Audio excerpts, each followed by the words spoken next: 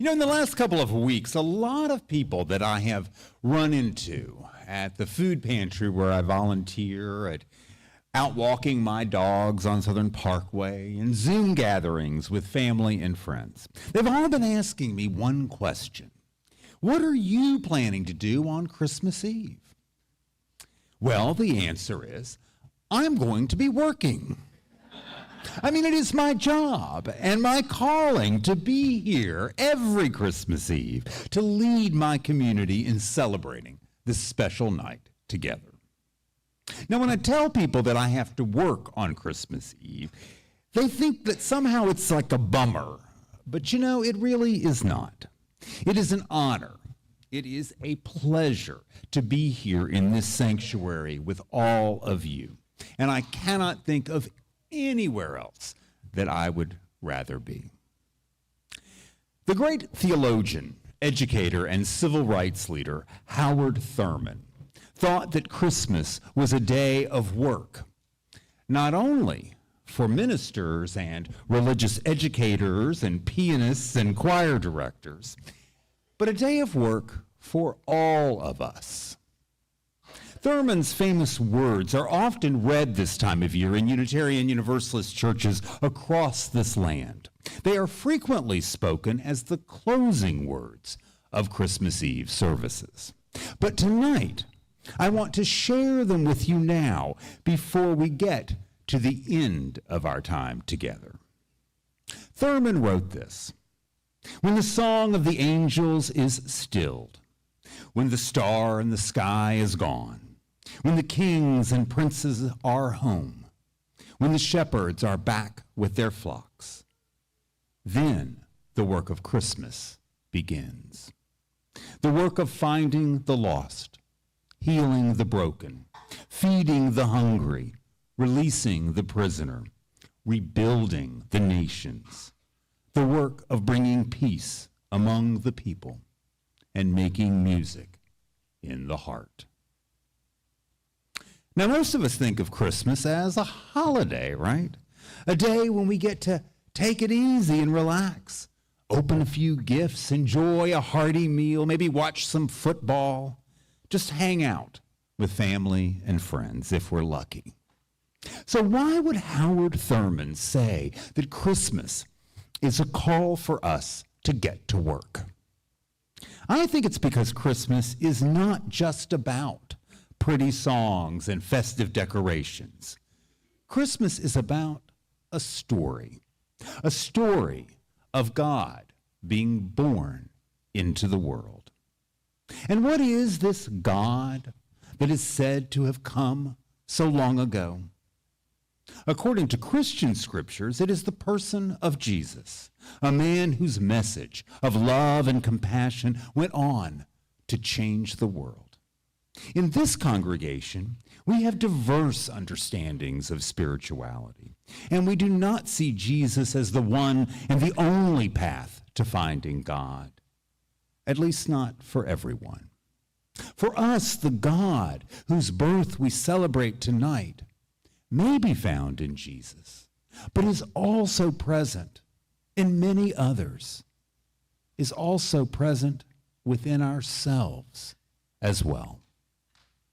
When Howard Thurman talks about the work of Christmas, he is saying that this holiday, this silent and holy night, is a time for us to seek out what is sacred and let it be born again in us. And what is most sacred? By whatever name we may call it, however we have come to understand it, what is needing to be born within us once again is that spirit of love and life, that spirit that helps us to find the lost, to heal the broken, to feed the hungry, to bring peace to the world.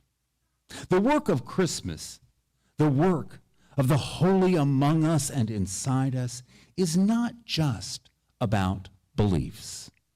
It is about embracing a way of seeing ourselves as participants in the becoming of this world.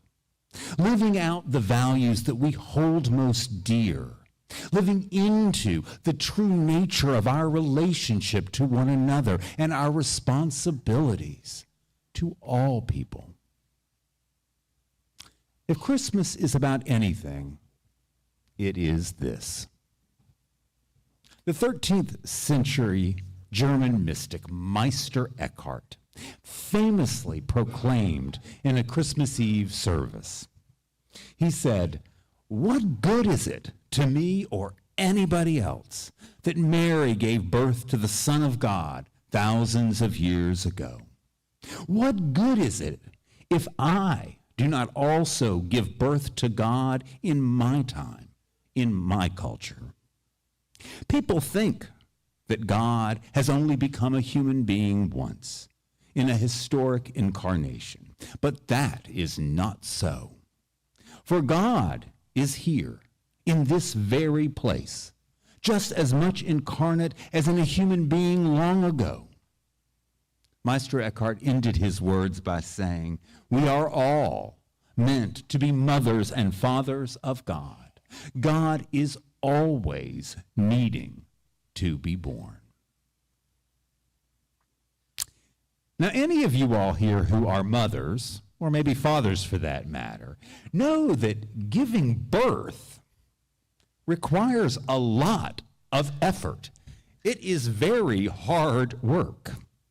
And any of you who are parents or grandparents or adoptive parents know that nurturing and raising a child takes much time and attention.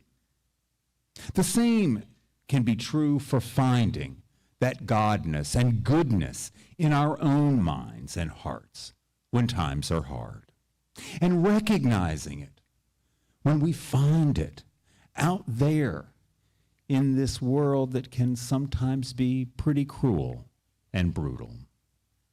It can feel like work, but it doesn't have to when we have others to search with, to share with, to hope with.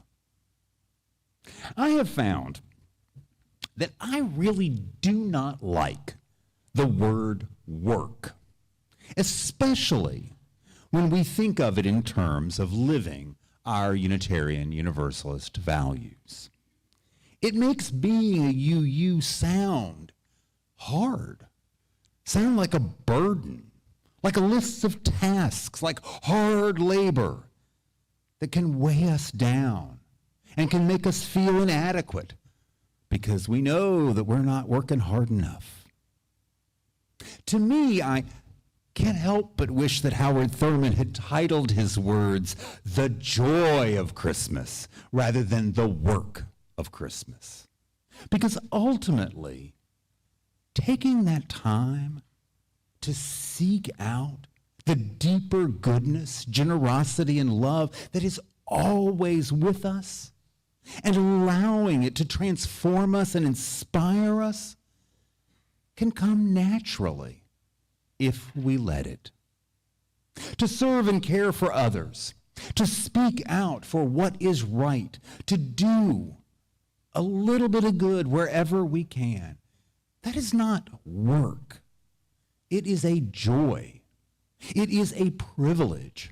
It is what makes life worth living in the first place. The Christmas story tells us that all those years ago, on a miraculous starlit night, a baby came into this world, a child who would grow up to become one of the greatest prophets and teachers in human history. Christmas is telling us tonight that here, in this place, so distant and different from the setting of Luke's gospel, that there is still wisdom, still holiness waiting to be born. That the Spirit of life and love is here, right now, right here in Louisville, Kentucky, eagerly waiting to come forth, to help us to heal our city, our neighborhood, to bring love to our nation and our world. So may we joyfully and hopefully welcome the wonderful work of Christmas, being bearers of a message of peace and compassion for all people on this holy night and in all our nights to come. Amen.